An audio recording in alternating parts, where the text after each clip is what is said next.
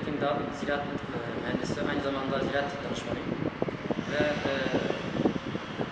danışmanlıkta sürekli çiftçilerimizin danışmanlığını yapıyoruz ve çiftçilerin özellikle tarlalarını kontrol ettiğimizde maalesef anızı yaktıklarını görüyoruz.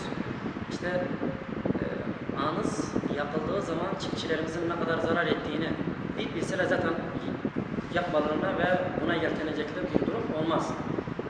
Çiftçilerimiz anızı yaktığı zaman özellikle toprağın içerisinde bulunan yararlı mikroorganizmalar vardır. İşte o yararlı mikroorganizmaların yüksek ısıdan, örneğin neredeyse toprağın 5 santim altında yüksek ısıdan etkilenen mikroorganizmalar zarar görür ve burada bitkilerin yararlı hale alması gereken gerek organik ve gerek inorganik maddeleri alamayacak duruma gelir ve çiftçilerimiz bu durumda mahrum olur. Çiftçilerimize sorduğumuzda niçin yakıyorsunuz ve yakmadığın zaman daha iyi olmaz mı diye çiftçilerimize sürekli şu şikayet geliyor. Anızı yakmadığım zaman ekim yapamıyoruz. Ekim yaparken ekipmanların ağız kısımları tıkanmış durumda oluyor ve ekim yapamıyoruz. Ekimlerimiz iyi bir şekilde çıkmıyor. Onlara hak veriyorum fakat bunun yanında da alternatifleri vardır. Bu alternatiflerden